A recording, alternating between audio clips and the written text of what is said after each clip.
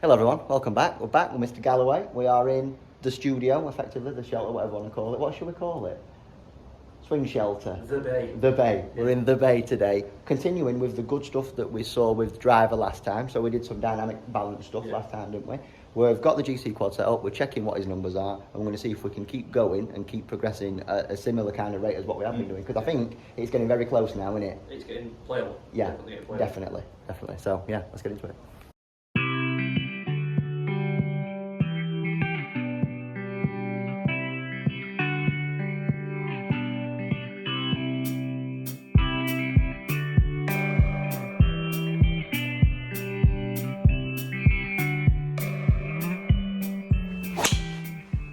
So, we have seen some really good stuff. I'll just show you some stuff on the quad.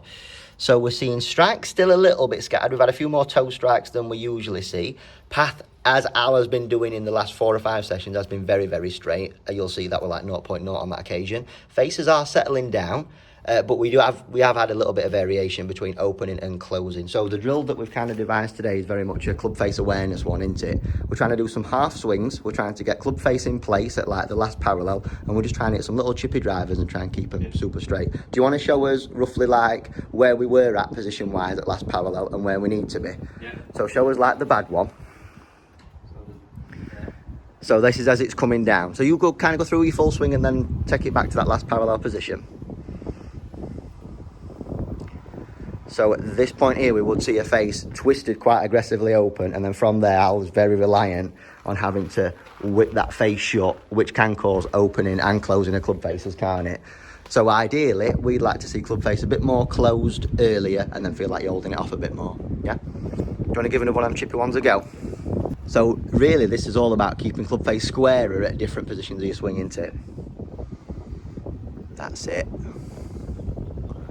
Lovely.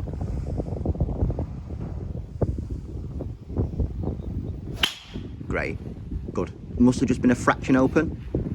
Yeah. Good though. So one thing that we can mess around with as we're doing this drill, you notice on that occasion it was 4.2 degrees open. Let's see if we can get it to 0. Yeah. Ultimate club face awareness stuff, this. Oh, good that though. I seem to think on that one that we got off camera, you might have been 7 degrees open, 8 degrees open.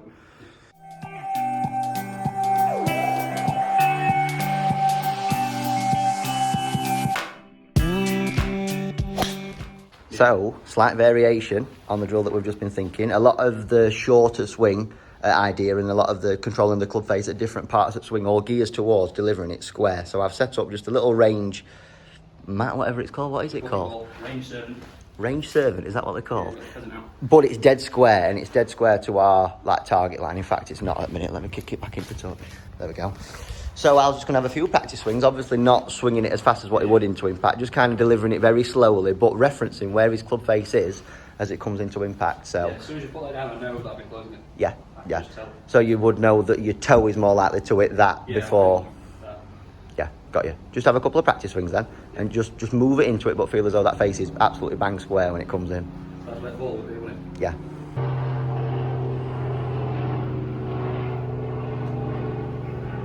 Just to lean that handle back a little bit more if you can. Yeah. So as soon as that's there. Open that time. Yeah. Slightly open. Slightly better though. Better than the last one, weren't it? Yeah, good one. Good. Right, so we've done a lot of drilling in the last 20-25 minutes or so. Let's see if it pays off into longer stuff now. Like, I'm not necessarily too bothered if it does right now, but hopefully this is something that you've got another idea with to take away, and then, because I think using straight edges is so good for you, because then that really dials in that idea of how square can I get that face when it comes into impact. As an ideal, I'd like for me and you to work towards straight. I don't necessarily see you being a big drawer or a fader. No, unless I've done loads of work because everything was fading, I've done loads of work of doing that. Mm-hmm. So it's just the opposite now, I'm making sure I put it. He's squaring it, isn't it? Yeah, instead of closing it excessively, it's going back to squaring it now, yeah. Cool. We were expecting that. I was expecting it to go that way, until it passed.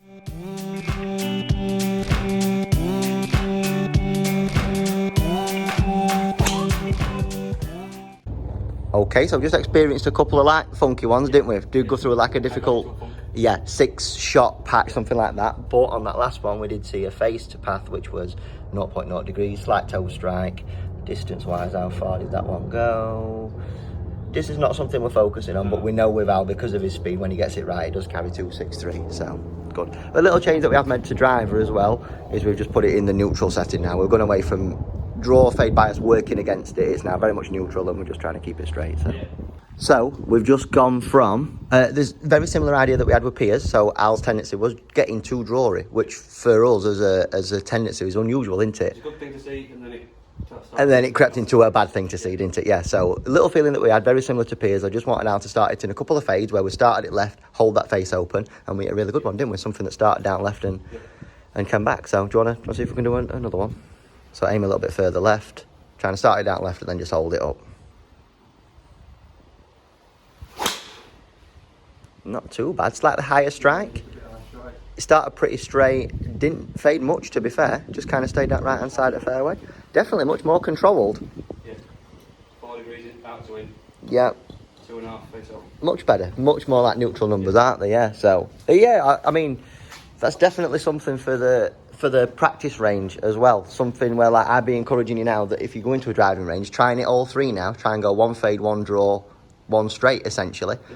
Use your fadey feelings to help you get back straight when you are drawing it too much, yeah? Good that.